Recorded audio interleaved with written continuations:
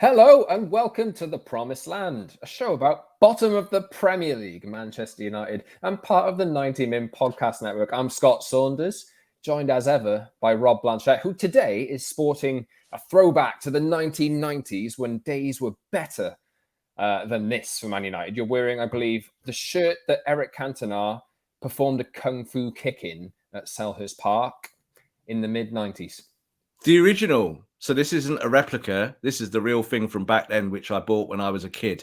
So, yeah, I'm wearing this. Why? For two reasons. Black again, because black is the soul, the colour of Manchester United at the moment. And also because it's Cantona. And I think Man United do need a little bit of a kung fu kick to get them going this season, because what we're seeing is wholly unacceptable.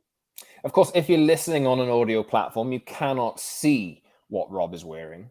However, you can find what Rob is wearing visually if you'd like to join us on our YouTube channel. So get over to YouTube, The Promised Land, a Manchester United podcast. Give that a search and subscribe to our show. And you can do that on audio platforms as well, wherever you get your podcasts, on Apple, Google, Spotify, and the likes. And we are available twice a week on Tuesdays and Fridays. Like I say, head over to YouTube, hit the like button on this video, subscribe, and join the community as well. And you can follow us on Twitter too for all of our ramblings and anger and humor, I guess, about the situation that United find themselves in at the moment. @_ Scott Saunders, @_ Rob_B, and @PromiselandMU for the show as well. Rob, United play Liverpool next Monday, and it's a relegation 6-pointer after 3 games of the season. And United, for all of the awfulness in the first 2 games, can actually go above Liverpool in the Premier League table with a win at Old Trafford. What a time to be alive. Well, like I always say every season, don't look at the table until like 6, 7, 8, 9 games in. But that narrative is now going to play out. That if Man United beat Liverpool somehow at Old Trafford, Liverpool team that's also kind of spluttering and not really doing what you expect them to do, then United go ahead of them. It's like weird, isn't it? So as bad as things feel after these first 2 games, there does need to be some perspective that it is just 2 games. If we're saying that in 10 games, Scott, like, Erik, 10 games, as we were saying last week and joking about, then we might well be in trouble. But at the moment, it's kind of take your medicine time, isn't it? How long have we been in that time?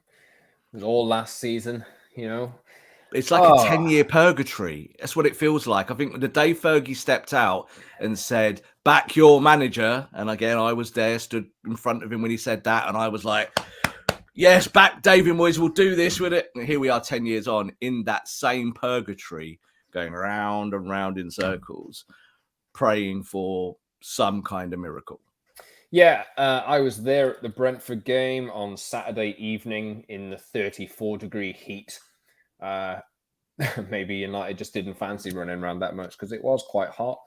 But they were made to run around the following day after Erik Ten Hag cancelled training and made them run near 14 kilometres, according to reports. In that heat, he's got a little bit of criticism, a little bit of stick for that. But, got to teach these players a lesson somehow, I guess. We'll talk about the Brentford game a little bit in the opening periods of the show. We'll analyse Ten Hag's first 2 games, if we've seen anything to be encouraged by. We'll talk about David De Gea fronting up and his mistakes for the first 2 goals in that game.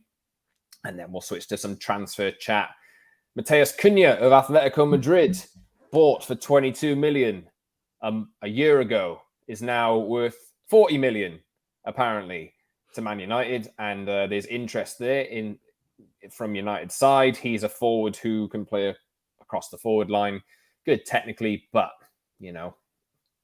goal record leaves a little bit to be desired. We'll talk Cristiano Ronaldo. We'll talk Moises Caicedo, as Rob would like to address the news that there is interest or reported interest in him. Just a few months after United turned their noses up at him for 4 million because the deal was too difficult to pull off. And I can imagine now a deal 50 million is easier to pull off, apparently. We'll talk Terrell Malacia as well. I'm sorry, I pronounced that name wrong. Terrell Malacia. His comments on why he's not getting any game time. We'll just talk about how we move forward and how heads have to roll in this first team by the looks of it. I know Rob has some thoughts on that. But let's jump back to the start of the running order. Your summary on the Brentford game, Rob, how did it make you feel? Numbness, because what's the point in being angry at stuff that we've seen over and over again with the same players? So, we said, didn't we, through pre-season, give these players a chance. They're better than they look. They'll have a new coach. But the problem is, Scott, that this is not really about skill. This isn't really about talent, any of this. This is about application. And this is about heart and desire. And they're all things, I'll add bravery to that. They're all things that this squad doesn't have, and we knew they didn't have it. So I think this is now just the wake-up call that if Ten Hag didn't need it, he's got it. He's seeing what he wants to see. And when I say what he wants to see, he wants to know who's with him and who's against him. And we could have told him, over our experience of the last year or two, this is a set of players who were Ole Gunnar Solskjaer's players primarily, and they got him the sack, and they were his boys. And they got Ralf Rangnick out the door, didn't they? And now they've got a new manager. And I'm not saying they're trying to get rid of Ten Hag, but I think it's showing the divide that eventually you've got to get rid of a ton of these players. And I would have a wholesale fire sale now, Scott. I really would. I think there's so many of them, from the highest earners into the middle of the squad. Rotten, horrible people that don't like each other, that don't want to turn up for work. If you don't turn up for work, Scott, you lose your job. Well, United did bring in Ralf Rangnick in November last year for him to take a look at the lay of the land. And he said after Liverpool 4, Man United 0 in April, we've been through some 4-0s and 5-0s already. I think United have now lost 7 away games in a row in the Premier League and conceded 4 goals in 3 of those games, I think. I think we've conceded 4 goals in 8 games in the last 2 years, and that's never happened over that period in Manchester United's history. It's crazy stuff. It really is. But, United have employed Ralf Rangnick for a few months, discarded his advice completely, and now Erik Ten Hag has had to find that out himself by losing his first 2 Premier League games. And the club have just seemingly said, "Oh, Ralf, no, you're wrong. You can get out. Go do your Austria job. We're going to crack on here. We know these players better than you do, even though you're an experienced sporting director who has formed clubs from the very bottom." And now Ten Hag this is new news to Erik Ten Hag, apparently. Why has it taken this long to be recognised? I think it shows that there is absolutely no valid communication at the highest levels of Manchester United. So just looking at hierarchy, and we kind of touched on it there, you've got Joel at the very top with his brother and the Glazer families, about 12 of them on the board. And then there's that gap between him and Richard Arnold. And then you've got Murto and Darren Fletcher, and you've got Ten Hag. That's the structure of Manchester United. I don't think any of those things move together, ever. They're not one thing. They're like 25 things. So what will happen, Scott? Like, here we are. That already people are blaming Ten Hag because transfer's not getting over the line. They're looking at Murto. So I think when you assess all of these things, there's no quick fix, because you have to change your culture, don't you? But you've also, to change your culture, you've got to change your team. You've got to change your players. You've got to build a new stadium. You've got all sorts to do at Manchester United. And yet we're just talking about one result at Brentford and then maybe one result before that. Now you've got Liverpool upcoming. So week to week as fans want to see better performances. That's Ten Hag's first job. And I think we need to kind of chop all this down and get to the real basics of what the problems are. But the truth is, at the very, very top, it's just completely rotten. So let's move on to, I guess, the lack of stylistic outlook from the first 2 performances is what I've got in my notes. Have you seen anything not to be encouraged by, because there is nothing to be encouraged by from these first 2 games, but what have you noticed? Because Erik Ten Hag, I was there for his post-match press conference, and he called the players naive, because obviously we know you can't legislate for a mistake that David De Gea made to let it roll underneath him. Obviously, they crumbled from there for the first goal, and it was 4-0 within 35 minutes or whatever it was.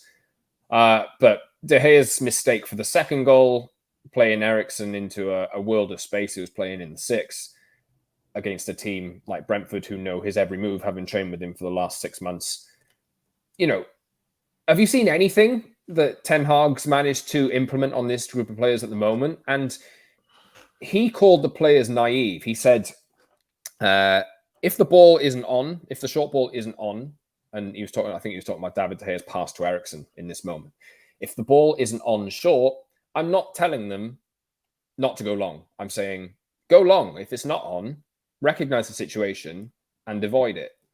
De Gea's first touch wasn't great. He probably robbed himself of a couple of seconds to pass to Harry Maguire, who could have brought the ball out for that goal. There's tons of things wrong, but Ten Hag has called the players naive. De Gea's fronted up. We'll get into that in a second. But who's most naive here? Are you allowing any criticism for Ten Hag for not recognizing that perhaps things aren't as easy as he was expecting? Or is this firmly on the players? I think it's firmly on the players, but I think maybe the person who's naive in this moment is probably Erik ten Hag. So Erik ten Hag's coming into a completely new situation that he's never experienced before. And we said it would be hard before this, but coming to the Premier League, where, let's be honest, Brentford are an average football team. Average, bang average. They're not great at anything. They're average. But what will they do? They'll work you. They'll push you to make mistakes. They'll be honest as the day is long. So that's kind of what happened in the game. But you're saying there, what have we seen? What's different? Well, I think there's one real stylistic principle that's really interesting. Excuse me. Is that in pre-season, when you didn't have your godhead in the team at the top of the pitch, your number 7, and you were doing all of these things against lesser opposition, there was an identity being built in pre-season. You could see it. Players were pressing, players were communicating, players were passing the ball. Even the players that you think are not very good at those things were trying to do it. And in these 2 games, Scott, since the season started proper, gone, disappeared, absolutely vanished. So that's not the manager. So that's why I don't blame him overall. I blame the players. But I think it points towards the real dysfunction of this football club being so solely about Cristiano Ronaldo and everything about trying to get the ball in the end of his foot to score, because you cannot win football matches like that. You couldn't win football matches last year like that, and he scored 18 goals, and you can't win football matches this year. So I hold all of those guys responsible, yeah? I hold Bruno Fernandes responsible. I hold David De Gea responsible. I hold Harry Maguire responsible. These are not naive footballers. I blame Marcus Rashford. All of these guys showed in pre-season that they can do better than they have in these 2 games. You can have bad games, Scott, but you can't not run. Brentford outran Man United significantly by 13% in that game. And if you don't run against an opponent, they will beat you. They don't have to be good to win. So that's what Brentford did. They won 4-0. And we know their manager said straight after the game, it wasn't really a 4-0 game, but that's how it happened. But it was because of Man United, wasn't it? It was a self-imposed defeat because you just didn't do the basics. Yeah, I think every goal is something that I've seen United culpable for a long time. I know David De Gea was one of the best United players last season, but he's let some absolute clangers in over the last couple of years. Yeah, he's not getting away from that. The second goal, that's a relatively new problem, I guess, playing out from the back. But it's the naivety that obviously exists within this squad. The third goal, United have an awful record from crosses and defending set pieces as it is. The fourth goal, I compared that in a tweet to that Ronaldo goal at the Emirates in the Champions League semi-final in 2009.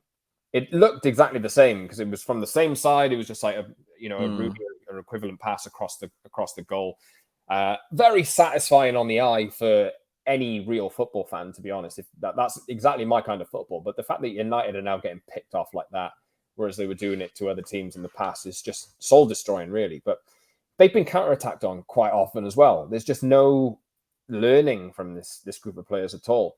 And David De Gea has earned some credit for fronting up and requesting to come and speak about, everything that they saw on the pitch.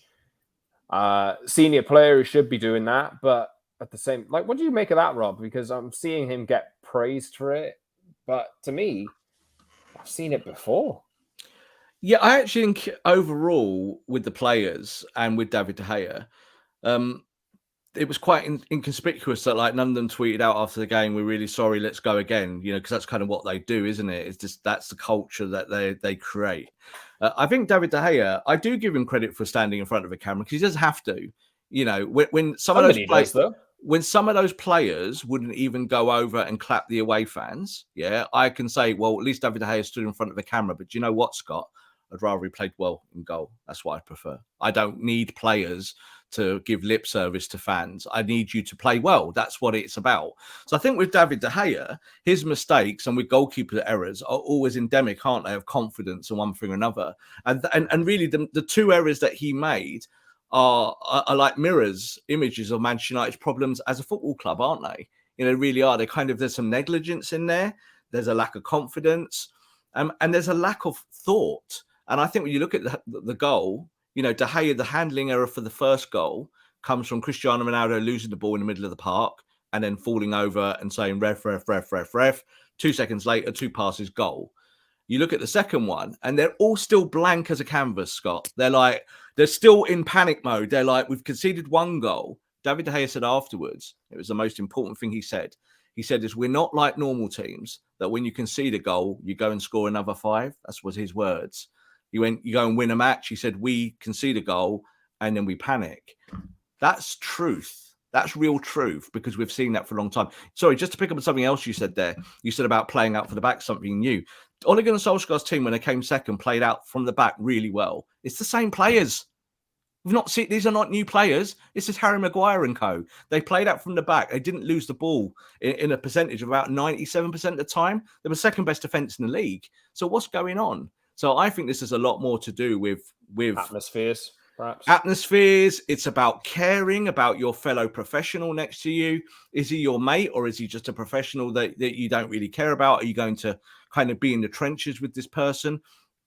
And I think that's it. When David De Gea passes that ball to Christian Eriksen, he just thinks, well, Christian will sort it out. He'll pass it to someone else and that'll be all right. No, it doesn't work like that. Football is a game of creating a web together.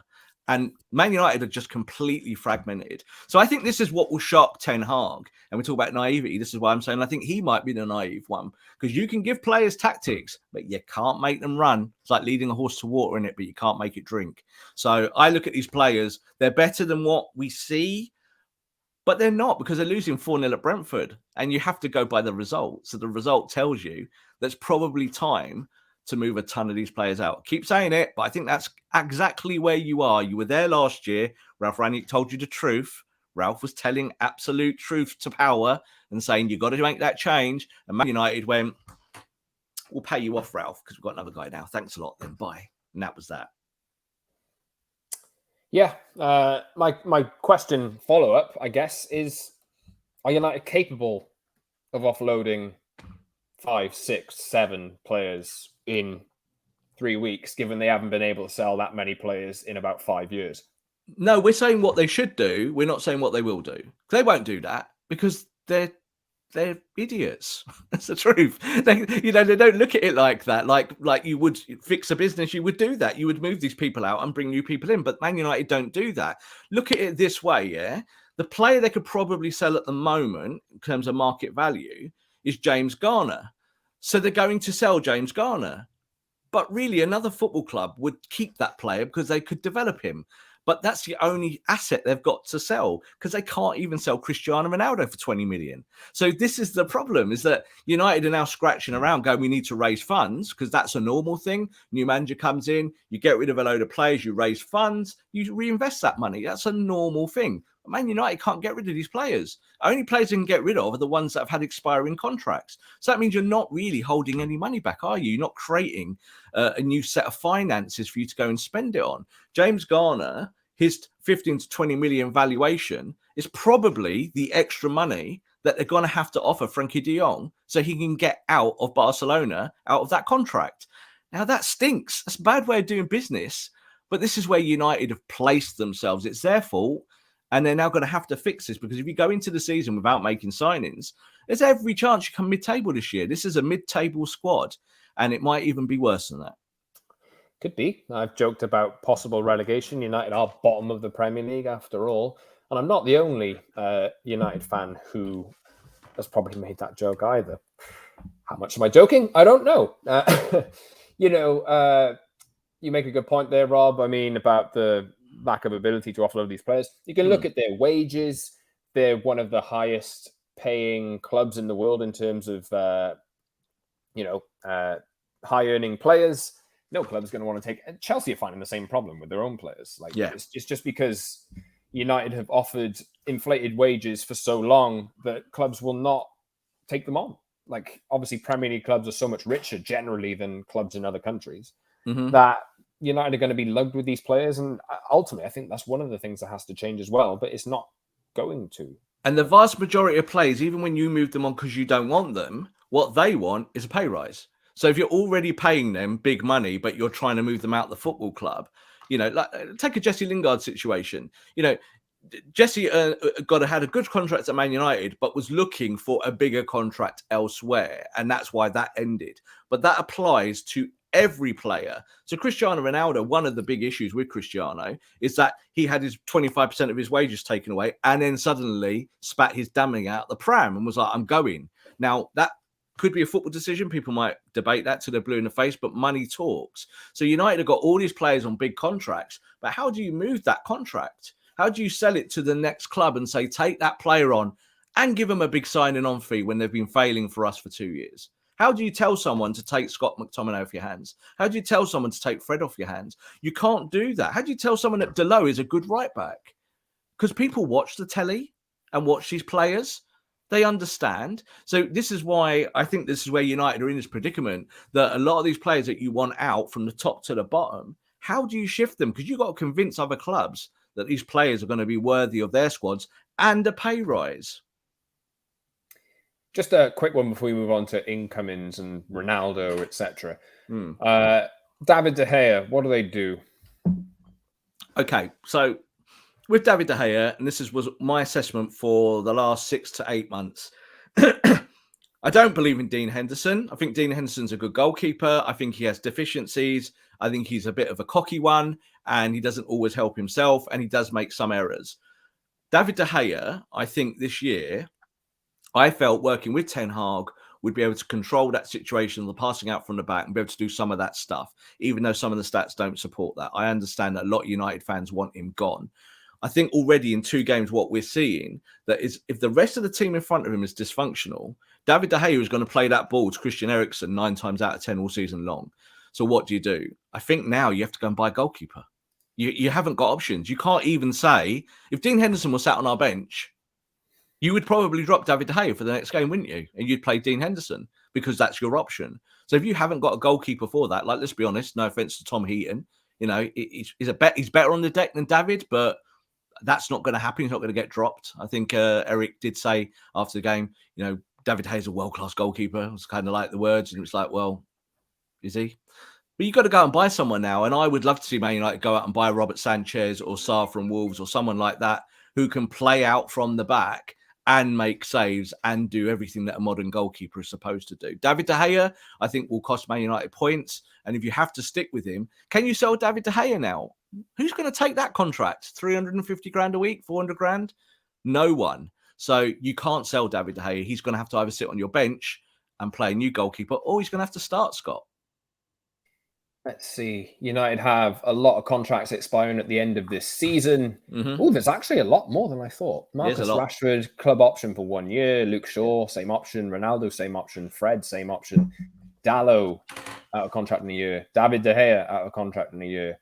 Phil Jones, option for a further year. I wonder if he'll trigger that. Tom Heaton. There's a lot of them. So if United are looking at clearing out, they'll take some hits on, ultimately, I think Rashford and Luke Shaw's contracts will get extended.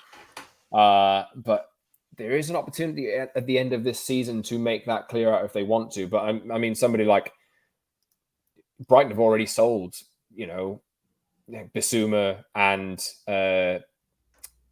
remind me of Cucurella for 80-odd million.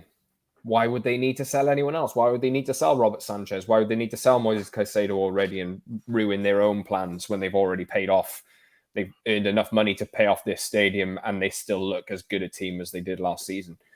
It's not going to be an easy fix. It's definitely not an easy fix, but if you're Manchester United, you have to go and be aggressive in the marketplace. So you have to go and sell yourself to these players. So let's take a Robert Sanchez, yeah?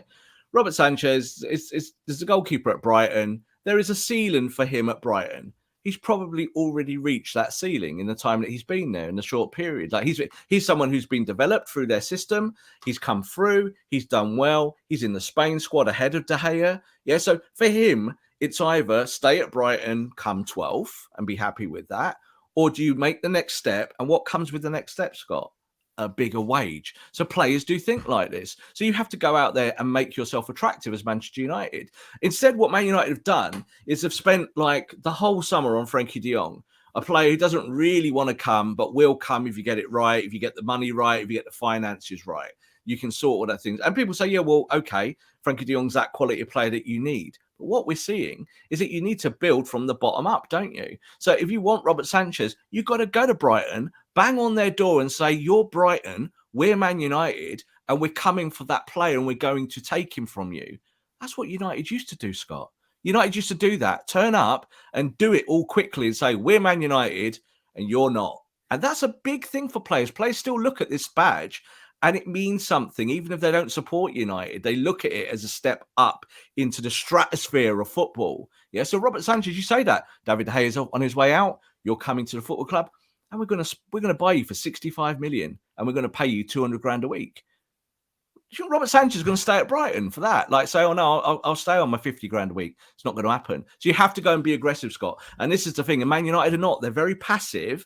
And we've said it's good that they're taking their time on targets. But come on, 18 days of the window, whatever left, 19 days. You've been too passive now because you're losing football matches. It's actually impacted on your new manager's chances of staying in a job already. So you've got to go out and buy players. They're not going to buy a goalkeeper, Scott. They're not, because it's not on the agenda. They will stick with De Gea, but it will mean that they might buy a backup. They might buy a backup. They might buy a backup, but like again, what is your backup? Like you could go and get a Romero or someone like that. You can get your backup, but you probably wouldn't want to play them. So you've got to go and buy a de facto number one who could be on for years to come while you phase De Gea in and out. I'd let De Gea go for free at the end of the season, and that's the way I would do it.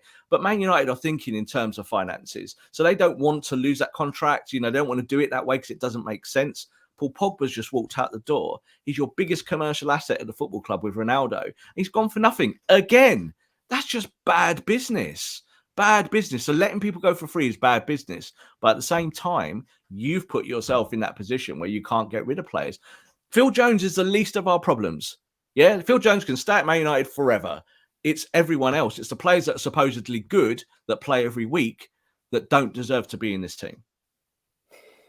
Let's move on. Do you want to do Ronaldo first and get all of the internal stuff out of the way, or should we look at transfers? Let's do Ronaldo first and get it out of the way. All right. So we're going to talk Matheus Cunha, but I think whichever way round we do this is fine. Cristiano Ronaldo is reportedly upsetting the camp. He now eats alone at lunch. He is the narrative has changed. Obviously, we said earlier, earlier in the show, Rob, that Ten Hag has probably wanted him out for the entire time, even though he's been saying publicly, yes, I want to work with him. But now they have seen, and this is according to sources close to United, that Ronaldo, or the club are changing their mind on Ronaldo. The only problem is that he doesn't have a place to go.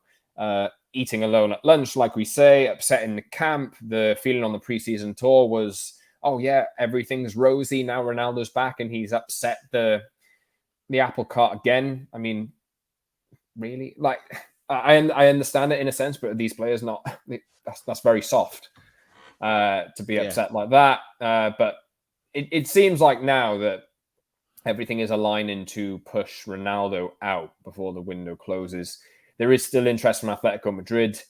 How will this one turn out?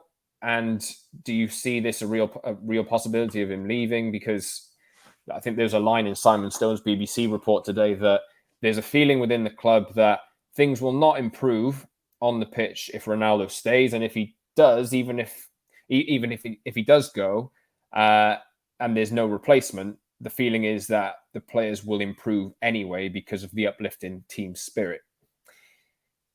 What happens here? What happens is you cancel his contract. That's it. Cancel his contract. Come to that agreement. He wants to leave, so cancel his contract. Doesn't have any financial penalties on you because he wants to go. And you have a big hug, shake hands, and let him go. And that's the right way to fix this. That was the right way to fix this 12, 13, 14 weeks ago. And it's the right way to fix it now. But what Man United done again, they've treaded water. They've tried to talk the talk, but they can't walk the walk. I think when you look at Cristiano, and I think it's worth looking at the timeline here to kind of tie this all up. When Erik ten Hag got the job, I think a lot of us journalists and analysts and, whatnot, were pleased with it. We're saying, here's a guy who can coach, who's got tactics, who's a winner because he's been winning at Ajax. But there's a few problems here because Cristiano Ronaldo doesn't fit what he wants to do. So there's no chance his manager will want this player. And that was actually the feedback we got from sources in Holland, was that this is not really, Manchester United's issues are endemic. So Ten Hag will want change. But what did Ten Hag do? He does what every good manager does. Comes out and just says he loves everyone at the start. I love that player. I can't wait to work with him. And we get to pre-season and we've got coming up. We will have new players. Blah, blah, blah, blah, blah. Cristiano had a conversation with Erik ten Hag in the early weeks. And Erik ten Hag told him what he told other players. And that is, I'm here to win. I'm here to implement my style of football. And players need to do as they're told. Then Cristiano got his pay cut. Yeah, because that triggered in on that July the 1st when all the contracts change. And then Cristiano kicked off. So Cristiano then said, I don't want to be at this football club playing this brand of football, earning less money outside the Champions League. And this is where we are today. So when that happened, Man United should have just gone, yeah, do you know what? You're right, Cristiano. Off you go. And we then got 15 weeks to find a new striker. That's not what they did. Cristiano pretended, or whatever you want to call it, didn't turn up for training. We're all going, oh, we can't say that for sure. Well, he didn't turn up. He was training at home. He could have got on a plane because he's got a private jet and got to United's training camp at some point, and he just didn't. Not once. He turns up at Carrington. He goes and does his work. The players come back from the tour, Scott, and they're all miserable because it's the same thing as last year. So this is the problem with Cristiano, is that he is an individual, and we hear this, he's not a disruptive person. He goes and does his work. He'll be quiet. He'll get on with it. But my God, the greatest player of all time is a disruptive force because they can smell it. We can watch it on a football pitch and see it, can't we? We can see the body language. We can see how players react to him, how he reacts to players. They're like a bunch of statues, and it comes from last season. So with Cristiano now, you've got to get rid of him. Cancel his contract. Let him go and buy someone else, because this project needs to have a kickstart, doesn't it now? And it will kickstart by moving out some of the top players and some of the top earners. Buy someone else. Matheus Cunha is the latest name who has been on United's radar. This week, we've had Pierre-Emerick Aubameyang. We've had Mauro Icardi. We've had a number of others. To add to the Adrian Rabiot interest as well. Obviously, he's a midfielder. Obviously, United still want Frankie de Jong as well. But talking up front, Jamie Vardy as well. 90 Min reported that. We reported that about 3 weeks ago. It's a good thing they're going for young signings, isn't it? Yes, it very much is. But like, as much as I, Icardi, Aubameyang, Jamie Vardy, I wouldn't put Vardy in this category really. But the former two have records of upsetting their old clubs. And do you really want to add that kind of reputation to this squad? And you're trying to get rid of that in Ronaldo. Why would you bring another person like that in who's not as good?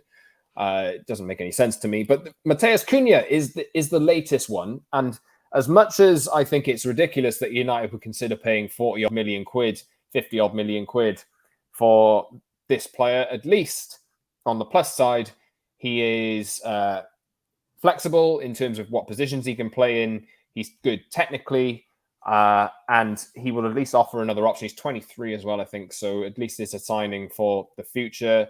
In terms of his ceiling, I don't really know how high it can go, but at least it's a different option. Atletico Madrid signed him for 22 million-ish last year. his value is somehow inflated to the point where United are going to pay essentially double that if they go and get him. But there is interest there. What do you make of this link? It's credible. And I think with Cunha and, the position with Manchester United in terms of strikers is that, again, if you'd gone for Cunha 14, 15 weeks ago, you would have probably still got him, but at a much more agreeable price and at a cheaper wage, because you go and do that business in private. You go talk to the club, you talk to the player. Now, what we understand with Cunha is that he's being shopped by his agents. This is where the initial link comes from. And what's happened with Man United in the last week or two is that every agent in the world is banging on their door. Every agent are going, let's do business. You got a problem, I've got a player. We can do something, can't we? And I think this is where Man United are. And that means it's very chaotic and there's an incredible amount of chaos around every target. Even look with Rabiot, Rabiot is done. Rabiot was done last week and they still can't get Rabiot done. So it's like, this is the problem with Man United, is it running out of time. And because you're running out of time, you're stuck. You're stuck in the mud. I think with Cunha, I will say with transfers, every player doesn't need to be world-class, right? Every player you buy doesn't need to be the top ceiling of ceilings. That should be the aim. But when you're working through your squad and working through your problems, you've got to find talent that helps you win. And Cunha, I think, would help Man United win. I think he's a good player. As you said, 23, not a particularly good passer of the ball, but a good dribbler, really good at penetration, really will push high up the pitch, will do as he's told. Wouldn't that be nice? Underrated quality, that. We'll run the centre channel or the left channel, and Ten Hag can stand in the technical area and go, I want you to run that player. And the player won't go, will I? So you're paying 45 million just to get a player that will do what you're told. So that's mad, isn't it? But that's where Man United are. You need to bring players that are willing. So he would be a willing kind of player. I think the Premier League would suit him. It's kind of a mixture, I think, between almost a little bit. He's a bit Anthony Martial in some of the stuff that he does. So would you just stick with Anthony Martial, maybe get him fit and play him and put that money elsewhere? But you're going to have to pay 42, 43, 44 million at the very least to make Atletico Madrid even talk.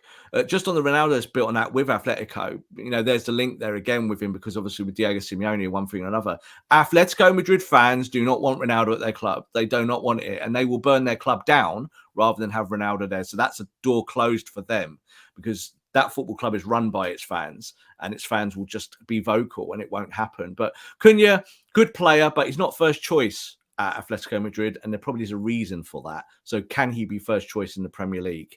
I don't know. I think he would just be part of the squad system. Yeah, I agree. Looking at his league record last season, started 8 games in the league, substituted on in 21, scored 6 goals. I think there's around 6 or 7 assists as well. Maybe, something like that. 6 or 7 assists in the league. Mm-hmm. So they're not buying a prolific forward, but I think it's the profile of the player really that would appeal. And he'd probably be, given his age and his energy and this kind of stuff, and the fact that he can take instruction, an alternative to Anthony Martial. So if Anthony Martial did go down injured, at least Cunha could play. He could come on, for Martial in certain matches. He can play left as well. And he can play all across the front. So it's not 50 million for a sub. 50 million. This is the Man United's problems, isn't it? Is that most squads, like, look at Liverpool, and we've got Liverpool coming up. We'll do more on Friday about Liverpool in the forthcoming derby match. Liverpool are having problems at the moment. They're playing players they don't want to play because they've got injuries. But Scott, you look at some of those players that are coming into the team, they're not 50 million pound subs, because most clubs don't do that. You've got to bring in a kid, someone who's from your lower rank, someone who might be on 10 grand a week. That's what football is that you have that structure. Man United don't have that. So you're buying players like, can you imagine if you buy Cunha and he plays 8 games this year and you spent 50 odd million on him? It's negligence again, isn't it? So a lot of this I don't understand, but I do understand it because you need to make changes. And I think this is where Ten Hag is now. Ten Hag just needs some players that will actually listen to him, because this lot are not listening. They're definitely not. You saw in that Brentford game, there's a big disconnect between their ability and what they're actually putting out there. United need to be the club that pick, if they want this player, they need to be the club that pick this player up before he signs for Atletico Madrid for 22 million from Hertha Berlin. Yeah, I'd look at comparable here for me, Roberto Firmino at Liverpool. absolutely. Perhaps Hoffenheim, 30 odd million. Great. I know he's not their first choice anymore, but he was fundamental to their team as a forward and often criticized for not scoring enough goals. But what he brought to the team was undeniable as Liverpool won trophies. But totally. United are going for him when he's at a big club already, who are going to demand twice the money they paid for him a year ago when he's been started 6 games in the league. It's negligence, like you say, Rob. It's negligence, and it shows that we all know where United are with their scouting department. We know that they kind of completely cleared it out. But you did have 10 years to fix that problem. Like, this is not a new thing now. And yes, you are going with Erik ten Hag's targets per se, but now you're stuck. You're just trying to get anyone that will improve the squad. But like you just said there about Firmino, and it's the old adage about Liverpool about how they built that championship winning team, a team that also won the Champions League. What did they do, Scott? They went and raided Southampton. They took like 7 players off Southampton, and people laughed at them and said, "Ha, look at you turning into Southampton." Well, those players, they came in, they did their jobs, they got recycled, they left. They did a job for them. The Lallanas of this world did a job. That's how you make that work. They still paid pretty good, big money to Southampton for some of these players. But then the flip side of it is you bought Salah, who's your key player for Roma, for an affordable price. You bought Mane from Southampton for an affordable price. You bought Firmino from Hoffenheim for an affordable price. Man United don't seem to get that there are players out there that you can go and get if you keep your gob shut, do the deal, and bring them into the club. What they do is they get Murto now on a plane, and Murto flies all the way to Turin or somewhere like that. Yeah, goes there, gets off his plane, and he now gets pictured doing it. And I don't like that, because it's just a bad image, isn't it? That you've got your big guy there being photographed and smiling and shaking hands at airports.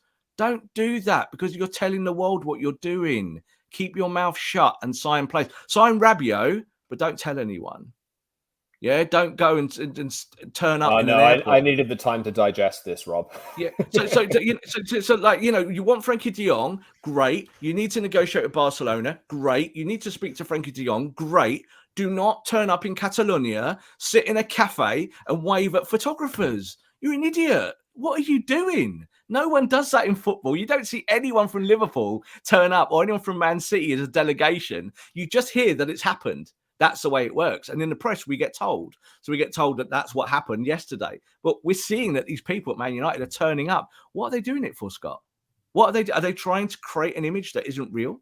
So I think that's more of it, is that, look, we're doing business, people. And that's why, John Murto's in Turin trying to do this. Yeah, we know you're there to talk to Rabiot's mum. We know that. You don't need to be so public about those things. Just get the deal done, And when you got the deal done, play the player and put him in the team.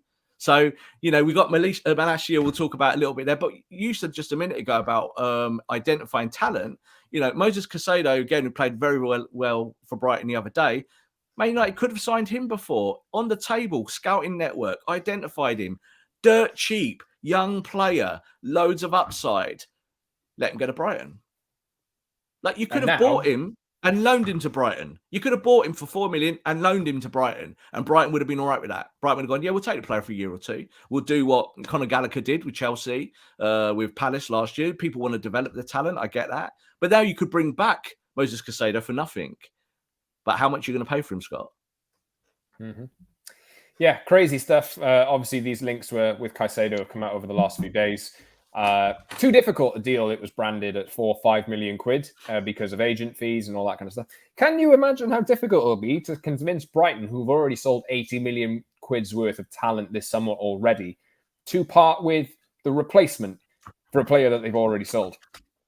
It's just, it's mental. It's crazy stuff for me. Brighton rate him higher than Basuma, and Basuma went for 25 million, and I thought 25 million was cheap. I was like, wow, for that kind of player, we know there were problems off the pitch, but obviously Tottenham were willing to mitigate that, and that all worked out fine for them. They paid 25 million for a player now who's in their squad. If Man United want Caicedo, it's going to be way above 25 million. He's not worth it. So this is where you're now stuck in this position. A 20-year-old from Ecuador, is he your answer to your midfield? Probably not. But do you need someone like that in your squad? Absolutely. And now you're going to have to pay for it when you could have got him for 4 million. Julian Alvarez, another example. I know we spoke about him on this podcast. I know, it makes me sad, the whole Julian Alvarez thing. Makes me sad because they had him. They had him. They spoke to River Plate. They had that sorted, and they let him go to Man City because they thought he wasn't ready. So, not ready to join the bottom club in the Premier League. I'm sure you. He's not playing for the club at the top of the Premier League. Yeah. Yes. Wonderful. I hope these podcasts get easier and more positive. Sorry, just for if you're listening and you've come to the Promised Land podcast over the last year or so for, a relatively relaxed, toned back perspective. It's very difficult at the moment. Let's be real. United are bottom of the league and playing worse than they ever have before, and I don't see many ways out. If can you imagine how difficult it is for fans and for us and whatnot? Imagine how hard it is at that club today. Imagine how hard it is in Carrington today. Yeah, for those players. So the players, they are the problem, but they're not all the problem. It's not everyone, but then it's really hard to perform, isn't it? When you're looking around your training pitch and there's this mad dysfunction, this mad kind of depression falling over Manchester United that you can't fix. So you can only fix it by radicalism. You've got to find a radical way to fix these problems. But can you imagine going to work today at Carrington? It must be the most miserable place. You just said there, Scott, as well about some criticism of Ten Hag making the players run and all. Well, what's he supposed to do? They're not running. So you go into training, you say run. Here's what you do. Not ball work, run, because you didn't run in the last game. We've done ball work for weeks and weeks and weeks and weeks, but you can't pass the ball. So you're going to run today. So it's not a school teacher vibe. It's not like he's not a PE teacher. But there's a problem with running in this team, and it's mainly because they can't be bothered to run. So you're going to have to make them run in training. I didn't mind that personally. I'm happy with it. I want my manager to do that. I want the manager to have that balance of we're going to work on ball work, but you know what? If the issue isn't ball work and the issue is running, you're going to have to run. Ole Gunnar Solskjaer said it at the time when he came to the club. He went, the players are not fit enough. They're going to have to run more. And they ran for 20 games, played really well, and then they stopped running again. And he had to kind of bring new players in. Ralph Rangnick is a coach that demands running from his players. They ran for 20 minutes against Crystal Palace. It was just 20 minutes. And then they didn't run again. They couldn't be bothered. They came outside the top four. Man United could have walked top four last year if they'd run, but they didn't. This year, you're bottom of the league with a brand new manager that demands that you run. If you're not running on a football pitch, Scott, Ten Hag better be making them run on a training pitch. So I like that. I'm glad he pulled them all in. And there should be more punishment. I did see, actually, before the game. I don't know if you saw it as well. Did you watch any of the warm-up before at Brentford? Did you see any of the warm-up? I did. I was chatting. Okay, so I was watching the warm up. I was watching the warm up for the first game of the season, and there was the same principle of that when you gave the ball away in the warm up drill, you did press ups, and it was quite interesting to watch because you could see it was like players give the ball away, and they were like, and they're doing the press ups, and this is a discipline you have to implement on these players because it's like they're children. You have to literally say to them, if you give the ball away, there's fundamental punishments here, or you won't play, or I'll sell you. So this is all on the table. I think Man United's players have had it way too easy for way too long, and that's because they've got an ownership that has created this vibe at this football club. It's all too easy. It's all just about selling shirts. It's not actually about the football. Yeah, obviously we're not going to talk about the Glazers and the ownership today. It's not in the agenda for us, but everybody knows. If you're a United fan, you know how deep this runs, and you know what we will touch on it another day. But in the meantime, another good thread from at Swiss Ramble, I think this morning. Really good. Even if you're not a United fan and you're wondering why people are complaining and why there's protests and why there's threats of empty Old Trafford next week and this kind of business, just look at this thread. It's all in the numbers. You can see it in the lack of urgency. You can see it in the fact that they're putting people in the wrong places to address the problems that they themselves have created. Yeah. And it's resulting in United being bottom of the league. Go check out that thread from Swiss Ramble. Maybe we'll put it in the description of this video or something like that.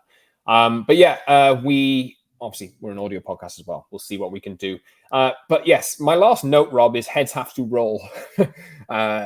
And I'm going to tie in here the comments from Terrell Malacia when asked about why he wasn't playing.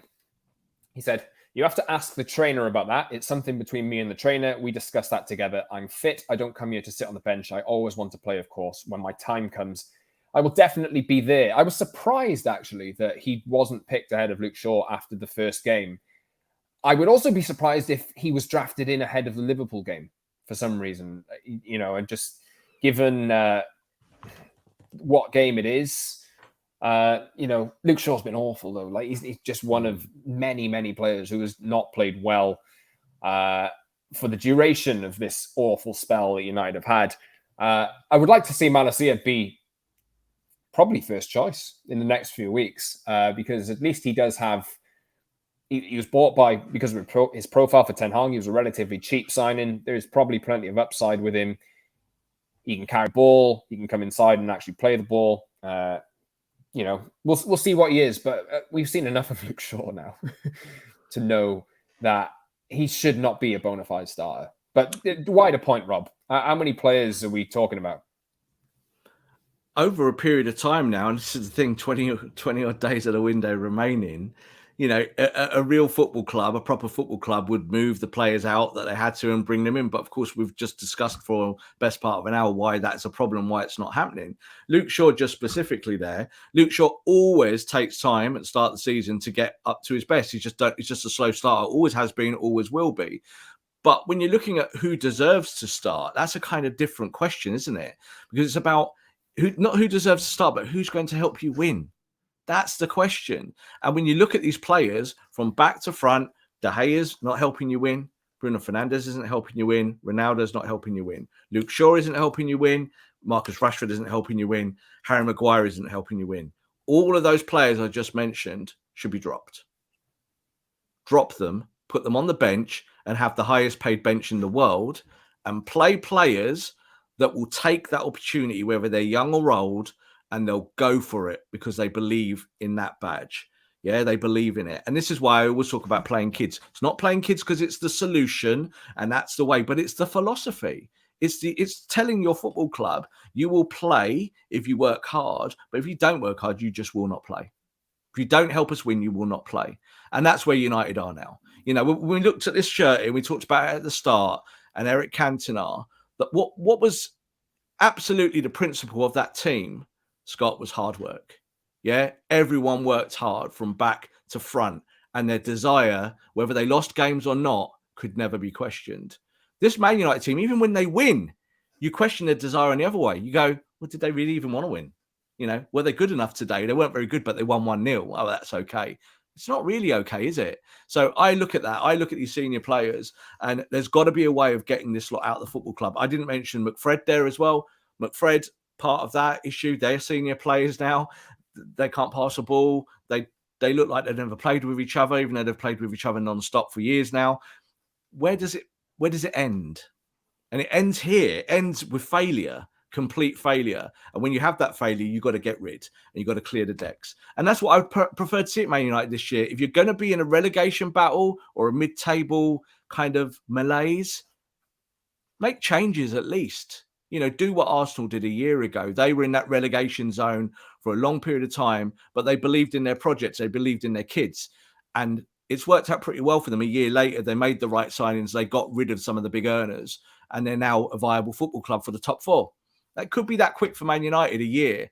But I'll tell you what, it's not going to be weak. It's not going to be 20 days at the end of this window. United are suddenly going to be good. You've got to now integrate new signings, whether they are the right signings or not. Yeah, we'll talk about the Liverpool game on Friday's show. Obviously, that game is taking place next Monday night. So we'll have next Tuesday's show right off the back of that Liverpool game. If they lose 5-7-0 against the relegation candidate, I suppose that makes it even worse, at least when Liverpool are pretty good and you can take a humbling from them. I don't know what I'm talking about, Rob. But the sad thing is, though, Scott, the sad thing is that even if Man United go and beat Liverpool in any way, shape or form, changes nothing. And that's the problem. And we all do it on the show. We'll go, we're above Liverpool. Isn't that funny? Our team's terrible and you're like the best team in the world and you got Salah and we've got no one, and we're above you in the league. It doesn't matter, does it? Because you've got to look within. You've got to keep looking within about how you fix stuff. And I think this is where it all kind of begins and ends, is that you've got to look at what you're doing. And this football club is not doing what normal football clubs do. And that is the problem.